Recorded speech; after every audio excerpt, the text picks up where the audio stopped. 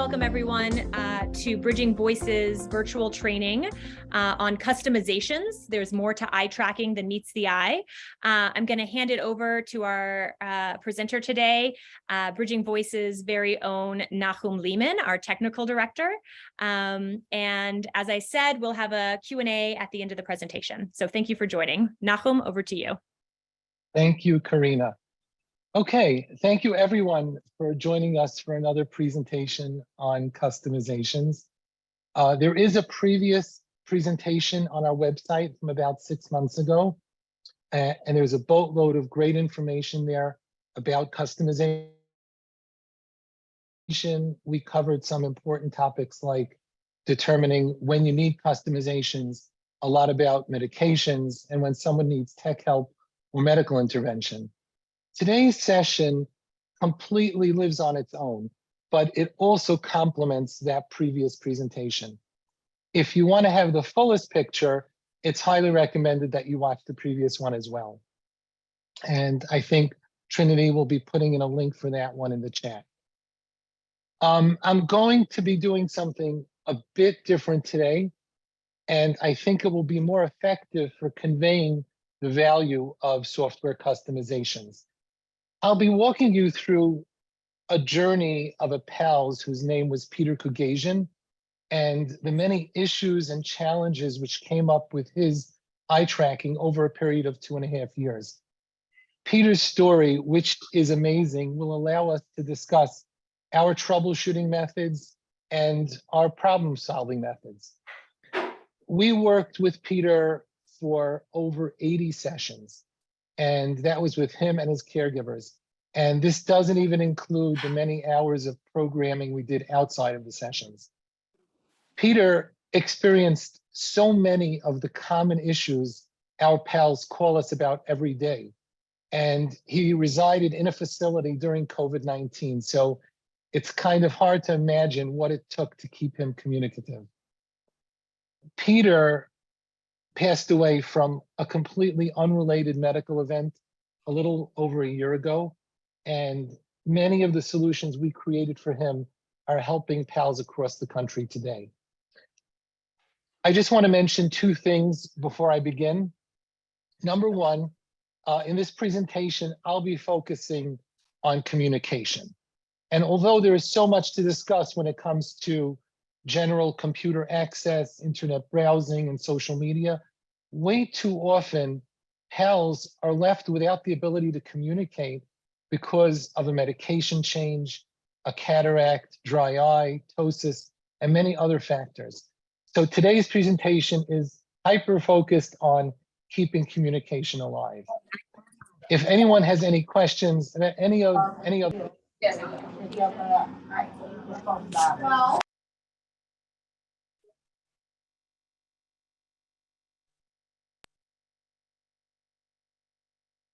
There we go. Nahum, I think you were accidentally muted. I was, okay, I'm okay now? You're back, you're great. Okay.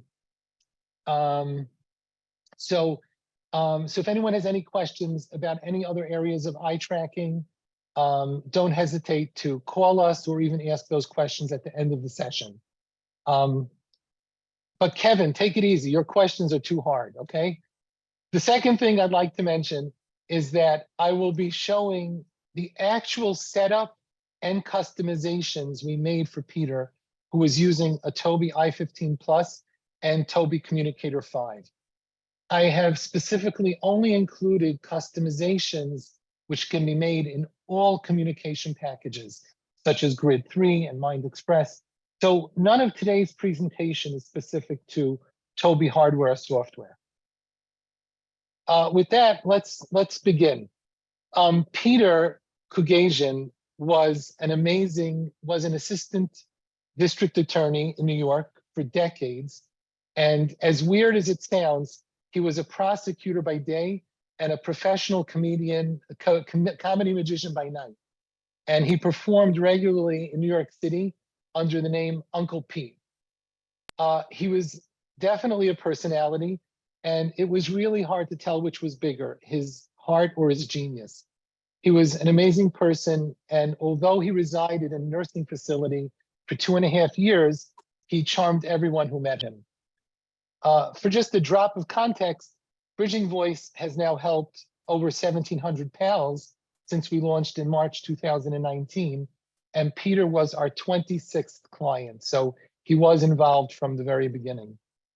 Peter was an awesome writer, and we asked him to write up his insights regarding ALS, eye tracking, and living in a facility.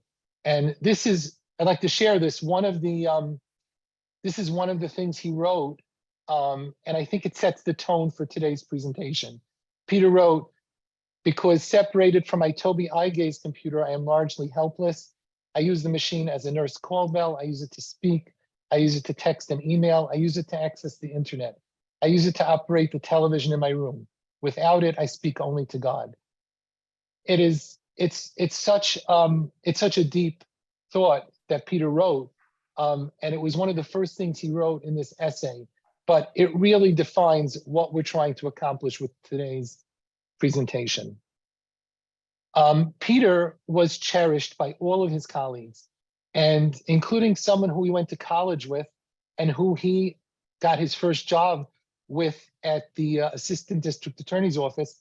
And that was, Karina, if you could show the next picture, that was Supreme Court Justice Sonia Sotomayor. And she visited Peter several times in the facility. And this is one of the pictures when she was there visiting Peter, and Peter was using his eye tracking device to talk with her. And this picture, when this picture was taken, there were, as Peter described to me, because he gave me all of the details, there were a lot of Secret Service around the facility when this picture was taken. So let's start with Peter's history. And Karina, if I could have screen sharing, please. So Peter was, in April of 2019, he had recently been trached, and he had lost almost all of his ability to move, besides for a little bit of thumb movement he had, which he used to activate a nurse call bell. He was in a long-term facility, and he remained there for the next 2.5 years. We initially got him his eye tracker from a loan closet, and he was up and running almost immediately.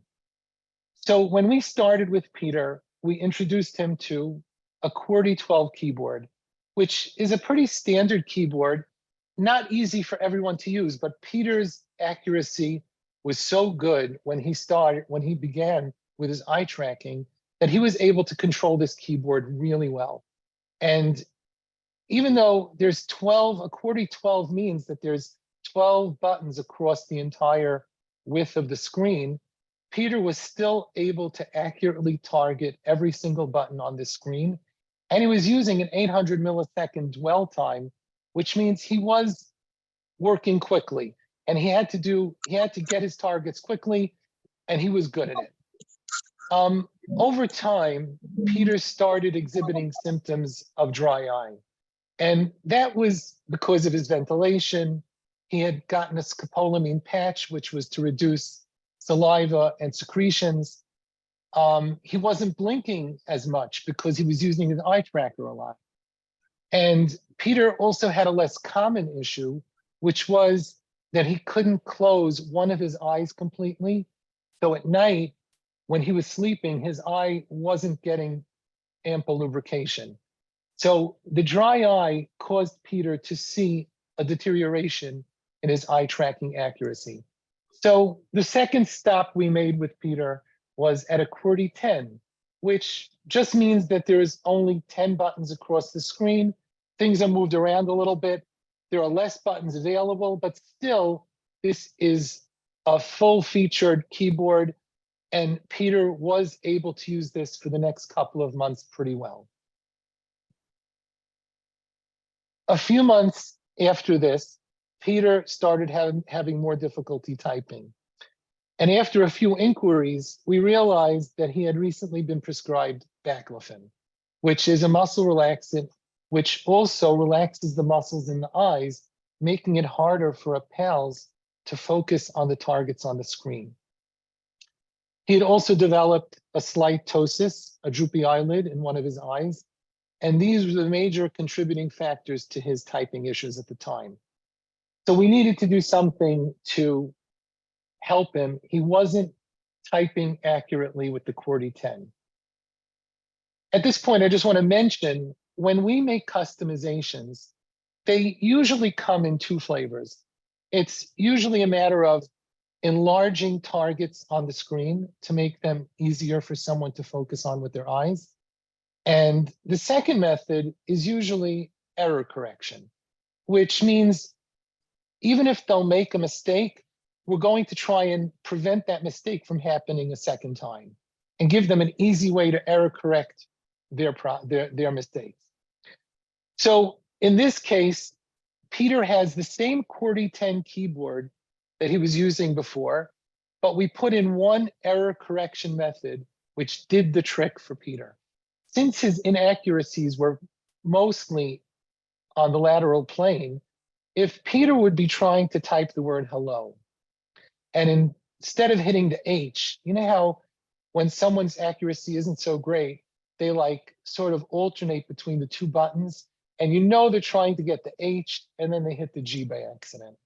So this board includes some error correction where the two keys that are on the right and left of what he hit are up here on the left and right of the board in big. So if Peter hit the G and he really meant the H, although the G is up here in his message window, he can now hit the big H on the top right, and it converts his G into an H.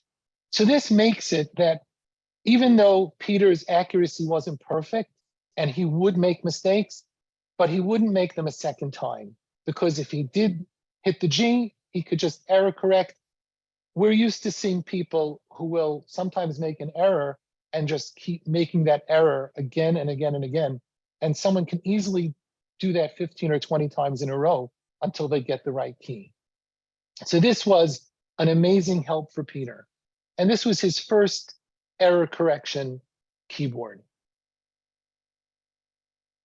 Soon after this, Peter developed a bed sore, and his position was being changed often in the facility. And if anyone has ever tried to position an eye tracking device in front of someone, you know, in a wheelchair where someone's sitting up straight, that's pretty easy. When someone's in a bed, it's a little more difficult. But when someone is leaning, is reclining in the bed and on an angle of some sort, those positions are really difficult to match. So now you can imagine Peter was in a facility, didn't have one caregiver. He probably had 15 or 20 caregivers, and we're in the middle of COVID-19. So it was just unreal trying to get the caregivers in the facility to learn how to properly position these devices when Peter was put in these very awkward positions. So we had to give Peter a better error correction method, because his mistakes weren't only in the lateral plane anymore. When Peter would try to get the H, he'd actually be hitting the U, the Y, the T, the B, the M, the N. He was making all sorts of errors because his position wasn't optimal. So in this case, we did both of our methods. We enlarged the keyboard, first of all, by giving him what we call a QWERTY 9. Really, a QWERTY keyboard needs 10 buttons across the screen, so we do something a little bit illegal. We take the P that's supposed to be on the right side of the O, and we put it below the L. And this gives us 10% more width across all of the buttons across the width of the screen. And that in itself helps a lot of people. We also took away some rows from the screen, which made the buttons taller as well. So that was how we gave him larger targets, but he still needed the error correction. And for the error correction, what we did is we gave him a smart backspace. So if we use the same example like before, when Peter would try to type the word hello, if he hit the G instead, so now we don't have those buttons on the side to automatically give him the H, because we don't know what he really wants. He may want any one of He may want the G, or he may want one of these 8 other buttons surrounding the G. So instead, what we did was, when you press backspace on this board, the incorrect key is eliminated from the board. So now he'll have an easier time targeting his intended target because the incorrect one is not there. If, let's say, he makes another mistake and he hits the Y, well, if he hits backspace now again, both of those will disappear. So if Peter made 2, 3, or 5 mistakes, eventually his target will be the only target there, and he'll be able to get it. This also helped Peter tremendously, giving him, again, his freedom and his independence to be able to communicate with his device. And this worked actually for a long time for Peter. At some point, Peter started having consistent trouble targeting certain areas of the screen. And this took a little while for us to figure out what was going on with Peter. The O, the L, and the P were giving him trouble. The bottom right corner was giving him trouble. And usually this tells us to start worrying about a cataract. And that was, in fact, what was going on. It just took a long time to get a clinician into the facility to be able to check up on Peter. Again, it was COVID-19, and it just, anything happening in the facility was more difficult. So we, because of this cataract, we made a couple of very, very cool customizations for Peter. You're all gonna like this. The same keyboard looks exactly the same. And again, if Peter wanted the H and he hit the G, if he would hit backspace, G would disappear. That was fine. The problem was that Peter, when he would try to get the O, he would very often hit the I. And there were times that because of the cataract in one of his eyes, he could not hit the O no matter what. So what we did was that on the side buttons here, if he hit the I and then pressed backspace, the O would become double as wide, so that now, in order for him to get the O, he just has to hit the area where the I was. And that is the way he would get his O. And this did wonders for Peter. It made him sometimes have to do a 2-step process to get his O, L, or P, but he was able to get it. And that was amazing. The second issue that Peter was having was the P, the period, the M, and the clear word. These buttons were giving him a lot of trouble because of that same cataract. And he would often hit the closed keyboard button instead of hitting these buttons. And that made him crazy because he kept being thrown out of the keyboard, and that was causing him a lot of frustration. So we just made a customization for him that when he hit the closed keyboard button, it just brought up a very big pop-up with the closed keyboard, the P, the period, M. And if he meant to hit the M, he would click it over here, right in the center of the screen, and would put the M in for him in the message window.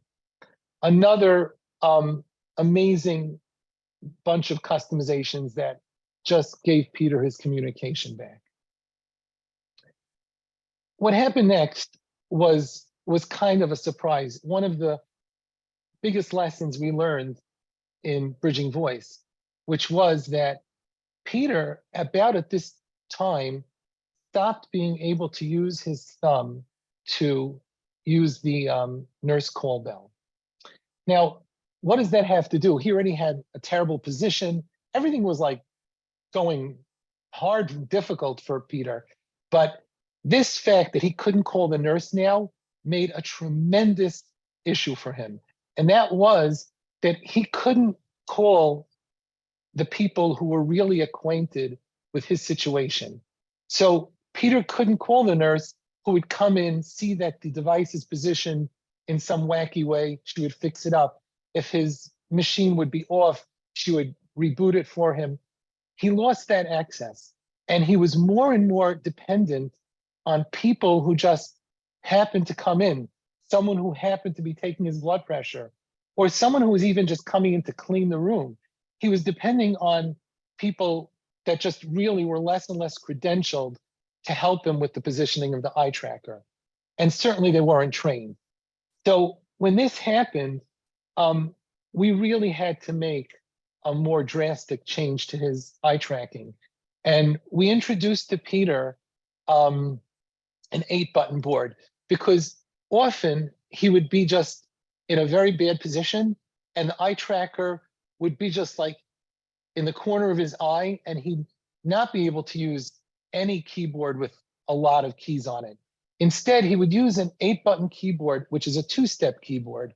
So if he wanted to type the word hello, to get the H, he'd have to first hit the group of keys, the H-I-J-K, and then he would have to hit the H in order to get his intended letter. This board has in it many, many features that can help people who can't focus long enough on a key. It has many, many features. But for Peter, it was mainly just to give him a way to access the keyboard, even though he was in a very poor position. If he wasn't even able to calibrate, it still worked for him, let's just say 95% of the time. And sometimes Peter, because he was such a genius, he would sometimes only be able to access the left side of the screen because he was in such a bad position. And he would be able to create words or something so that when someone would come in, they'd at least be able, he could just tell them that bad position or something. And he'd use only groups of letters and letters that were all found on the left side of the screen. And this gave Peter the ability to communicate. One of the things that happened was, though, that Peter didn't want to be stuck with the 8-button board because he was still able to use his QWERTY 10 most of the time. So what we did for Peter was we gave him a home page that would have on it very large buttons. And what Peter would do is he would either go into his 8-button board with these very large buttons, which he could control from whatever position he was in. But then if he would exit the 8-button board, he would also be able to go to a QWERTY 9 big button and go to this board, but he always had one very large button that could get him home and then get him back to his 8-button board so that he would never lose the ability to communicate. This was the way that we ensured that he'd never be without a big button to be able to get him back to home base. And this really worked out very, very well for Peter. I want to mention just a quick story because this is something that people probably will run into at some point. We did get at one point an emergency phone call from the facility that Peter was unable to use his eye tracking device at all. And this was all of a sudden. It took a good 15, 20 minutes to find out what was going on. But what happened was that a clinician had come in, and because Peter's eyes were watering, he prescribed eye drops for Peter, and they were antihistamine eye drops. Now, we know that antihistamine eye drops dry out the eye, and they dried out his eye so much that the eye tracker completely didn't see Peter at all. And it took 2 days for those eye drops, for the effect of those eye drops to go away. But it is something that people have to really keep in mind, especially since we're constantly recommending people administer artificial tears for dry eye. If someone happens to get antihistamine drops, you'll be actually doing the opposite and drawing out the eye even more. As I mentioned before, Peter passed away from an unrelated medical event, and he was completely communicating until his last day. And these were the customizations that kept him communicating and actually communicating at a pace that was appropriate for Peter. These customizations and many, many more are available free of charge from Bridging Voice. And whether you're a PALS or a practitioner, all you have to do is contact us, and either you can use one of our pre-made customizations, or we can make new customizations for you to take care of whatever issues you're going through. I would like to end off with one quote from Peter, because Peter was hilarious. And in the end of his essay, this is a quote that Peter wrote. And I think it's like just important that everyone sees something that he wrote only a week or two before he passed away. I resolved to make at least one person laugh hard every day. And believe it or not, that's easier to do using the machine because it is so unexpected. The unsuspecting visitor to my room finds an essentially paralyzed man with a fixed expression. The visitor murmurs something innocuous like, "His hair is shorter." Suddenly, a disembodied voice replies, "I'm gorgeous." And in that instant, it seems like Voltaire never died. This was Peter Kugajian, and thankfully, Bridging Voice meant a lot to him. And we hope that we can convey to everyone on this call today that there is a lot you can do to make an eye tracker work for someone, even though it seems like it's impossible. Thank you. Thank you so much, Nahum. And I just want to add, as Nahum said, our team has created and customized all of these solutions, and they've been able to do that because of all of the pals that we have worked with over the past 4 years, sharing their experiences, sharing their challenges. And by having that insight, our team has been able to create these custom boards to enable those individuals to keep communicating. But as a result, these boards are helping hundreds of other pals communicate because there's many of the same challenges. So it's because of the pals that we work with and them sharing their experiences that we're able to create these incredible solutions. And we want to share them with all of you. We want them to have the biggest impact possible. So please do reach out.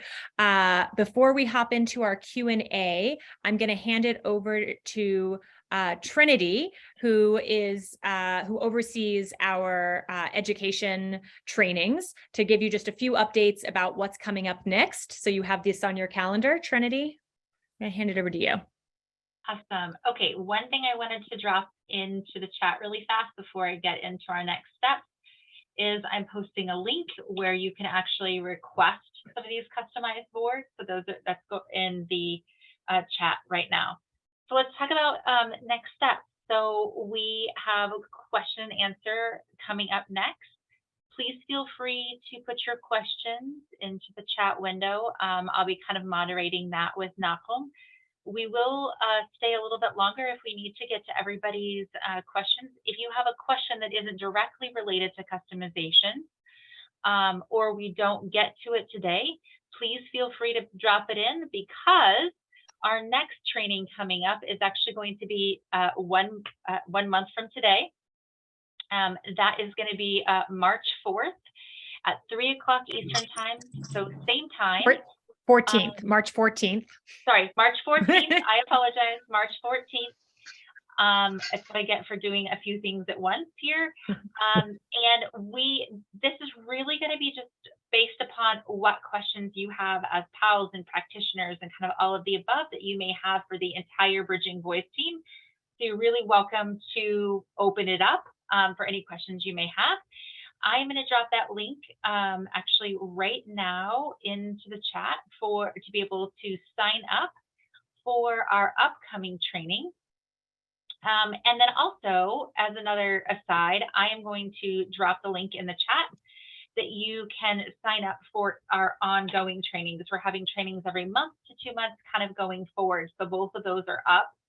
And then at the very end of I also want to share, if you had requested CEUs or you would like a certificate of attendance, please use the link that I am dropping right now to be able to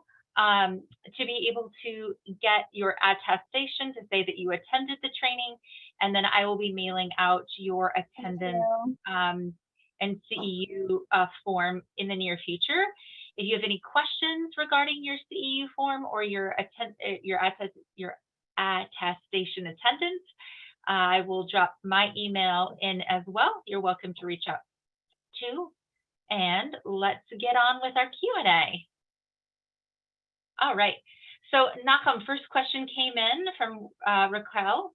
Can you do this customization for other devices, like a PRC device using Unity? Yes, you can. There's only, I mean, all of the customizations that we covered today are all ones that can be done there, with one exception, like in the smart backspace, where if you hit the wrong key and you backspace, it disappears.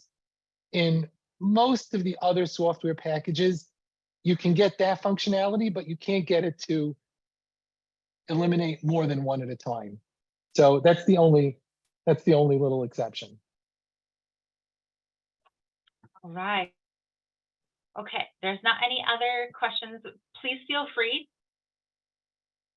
Please feel free to drop your questions in. And perfect. Okay, let me go ahead and pull from our questions that we had submitted earlier. Oh, well, there are 2 or 3 questions in here, Kevin, because Kevin's going to have our head if we don't answer him. Oh, Kevin, when I get my partner window app working with Grid, you can have it. Okay. And then the other one, okay, that was really a statement, Kevin, right? On my Tobii 13, I use email, but I'm unable to click on web links. So that is true, but there is a customization we can make for you to be able to click on some web links, even through Communicator. It's a pretty advanced customization, but we can do that. Becky, you had a question about why you can't send or receive group text. I'm gonna table that for our next Q&A. So let's go ahead and answer some questions. Can I customize my own screens, or do you need a programmer to do this? So yes, you can. It depends on what customization. Most customizations, simple customizations can be done by anyone. You may need a little bit of training, but if somebody has some tech experience, they definitely can make all sorts of very nice customizations to their boards. And I may as well just mention to Becky along the way that you can't do group text, but you can send text to a group. We could talk about that, like Trinity said, on the next session. Can you set a board as a default for conversations, or only in Communicator 5? Can you set a board as default for all conversations? I don't get that question completely. You can set any keyboard as a default for speak, like for the speak button, if that's what you mean. Please give a little more detail to that question, and then I'll be able to answer it. All right, Christine has a question. Tell us how you figured out that someone had a blind spot due to a cataract. Oh, so really, just by, if someone had consistent issues getting certain areas of the screen, like let's say the area of the OPL, that's like the first sign. If it happens over like a period of 3 or 4 sessions, then it starts becoming obvious.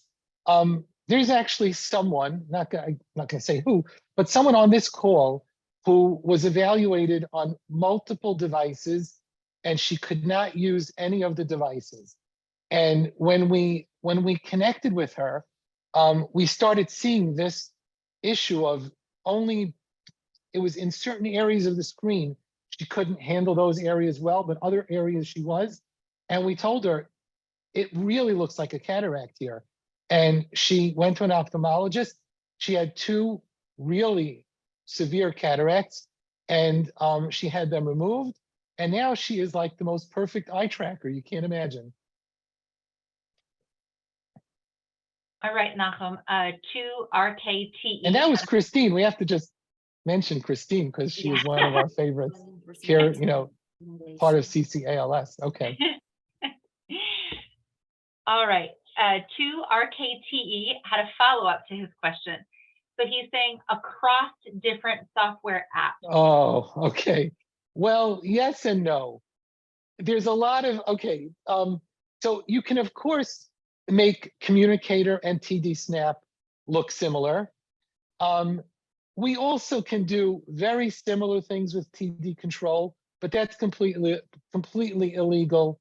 They would put us in jail if they heard us say that. So it can be done. Good thing we're not recording this session. Right. So it can be done. TD Control is obviously much more difficult to customize, but it can be almost completely customized, okay? At least the format of how the keyboard looks. You can't do, Smart Backspace cannot be done in TD Control. That's for sure. But in TD Snap and TD Browse for sure, and the format of the keyboard. But we've never had to do that for someone to try to make a keyboard look the same across all the different software packages. That would be interesting. All right, another question. I have a client who uses an eye tracker but doesn't have ALS. Can they get these boards? What's the process for getting these boards? So yes, they can get these boards because all of our boards are free of charge to anyone who can use them. And if someone needs, our organization is primarily focused on PALS. If someone needs a small tweak here or there, of course we would do that for them. But certainly all of our boards are available to anyone free of charge, no matter what the diagnosis. And just to remind everyone, you can locate our boards. I did drop that chat link in a little bit earlier, but you can also find them on our website as well. All right, another question. I recently started taking more baclofen and my eye tracking isn't working as good as it did before. What can I do? Well, then that was why you were on this presentation, to hear all about the good things we had to say about baclofen. Baclofen is our biggest challenger in the ring because it really fights with eye tracking. It relaxes the muscles in the eyes. And depending on the dose, sometimes it's really, really difficult to make that work. So it's a matter of customizations, sometimes tapering off a little bit on the baclofen. We've recently heard, I can't vouch for this, but just to make the awareness, and maybe you could look into it, there are some neurologists that have told us that when people reach later stages of ALS, baclofen becomes less and less impactful in their for muscle spasm. That means they won't have the muscle spasms even without the baclofen. So those are the things you can look into. All right. Great question. All right. I work with a pal who uses a Tobii, and many times after Windows updates, he can't use his machine. Another great question. So this isn't specific to Tobii, but all of these devices are Windows based. So we're really at the mercy of Microsoft, who forces those Windows updates on the machines, and they can make drivers for the eye tracking cameras stop working. It's a big problem. Sometimes, really depending on what a person is doing, if someone's using all of the features of their eye tracker, they really need to do the Windows updates as soon as possible. Sometimes we do pause them for up to, I think now it's up to 2 months, 3 months, I forget, of how much you can pause Windows updates. It's a tough thing. Just good to keep Bridging Voice's phone number close by so that if that happens, and also Tobii and the software manufacturers, because when those things occur, they happen to everyone across the board, and it's good to have tech support close by. Great. Okay, I really like this one. My eyes are super sensitive to ambient and screen luminescence. How can I automate the TD profile changes in anticipation of dark or light themed apps? That's Kevin, right? Is that Kevin? Kevin, that's Kevin. Okay. So Kevin has automated his profile changes.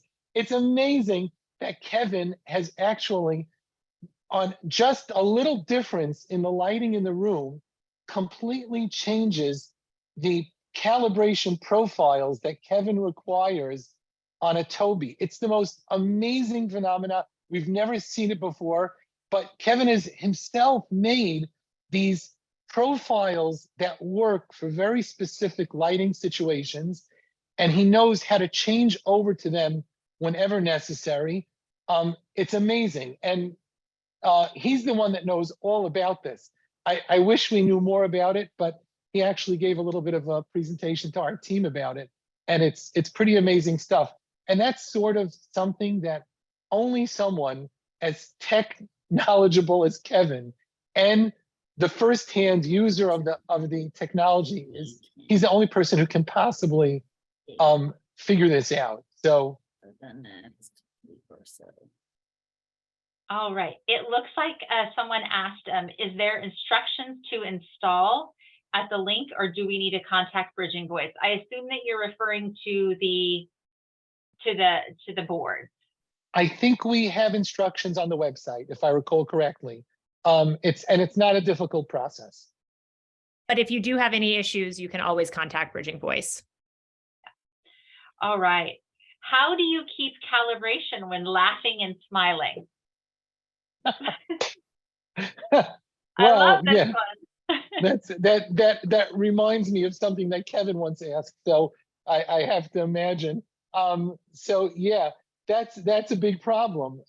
It's a big problem because if your eye configuration changes according to the smile, it's a big problem. Or some people actually close their eyes a little bit when they smile. It's a big problem, and I'm not going to tell you to stop smiling. So.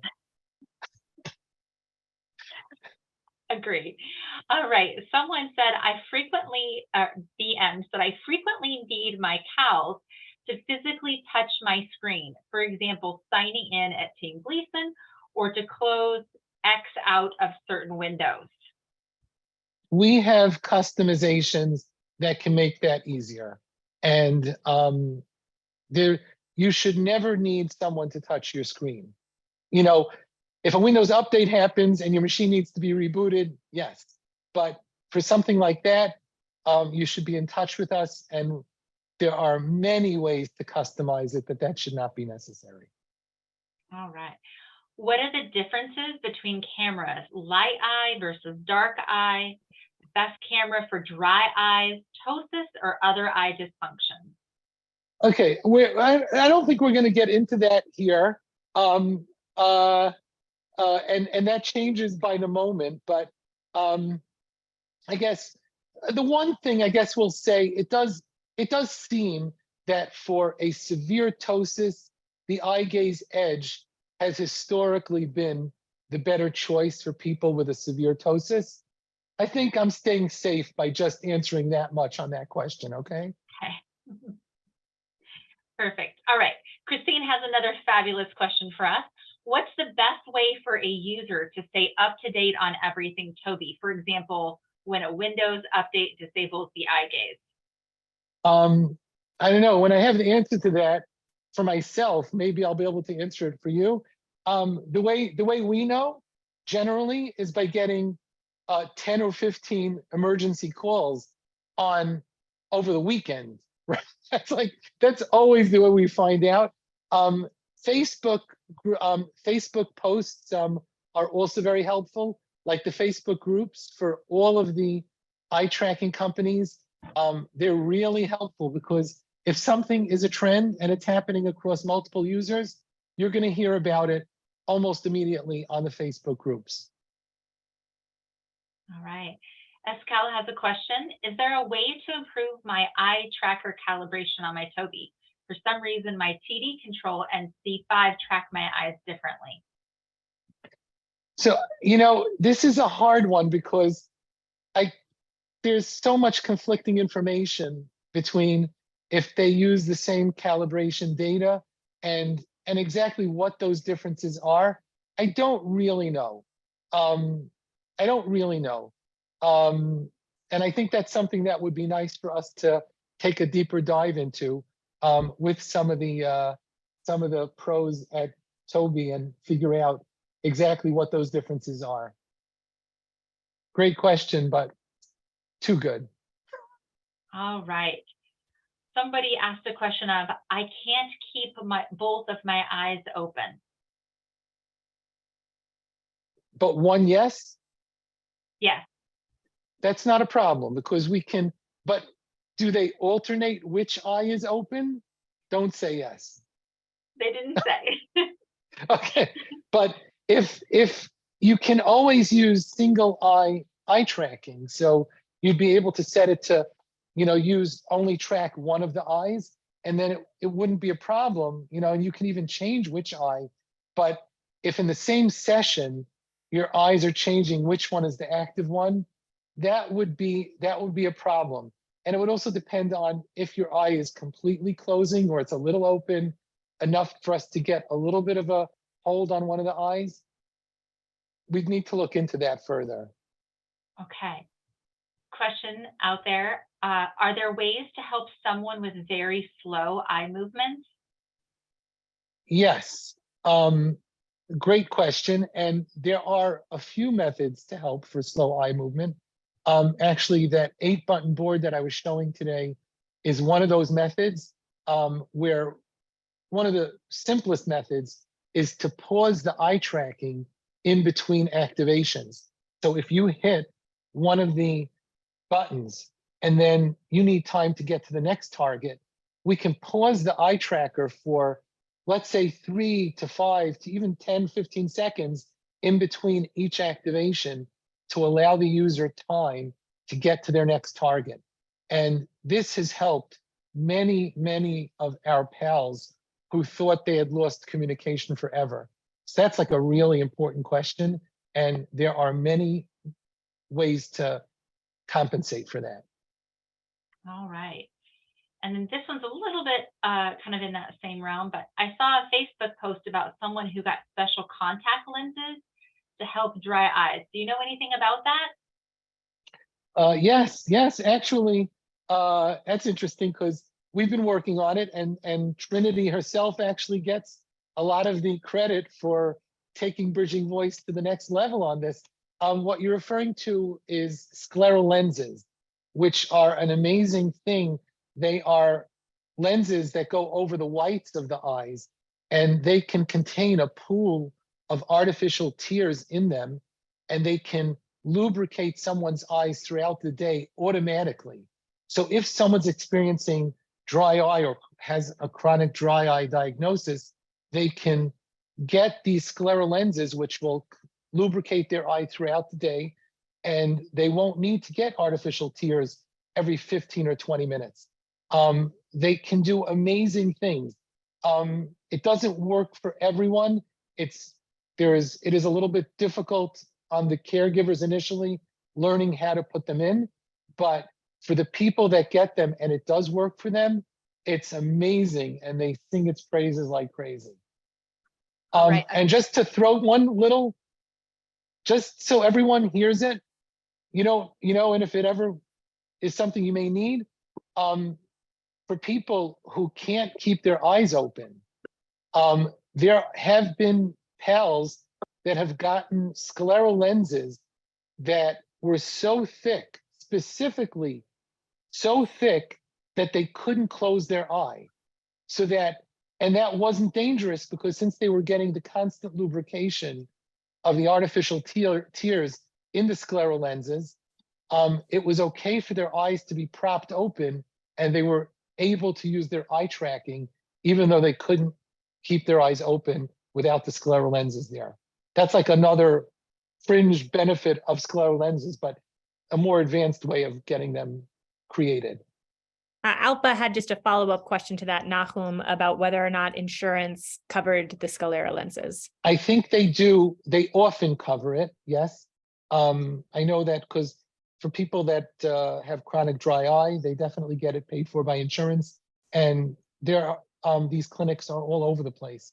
Lots of good places to discuss this with. Yeah, and Alpa, if you want to discuss this in more detail, we'd be happy to set up a call and share some of our experiences with this. We just had recently 3 major successes with pals that got scleral lenses. They're just so happy. Great. Do we have any other questions?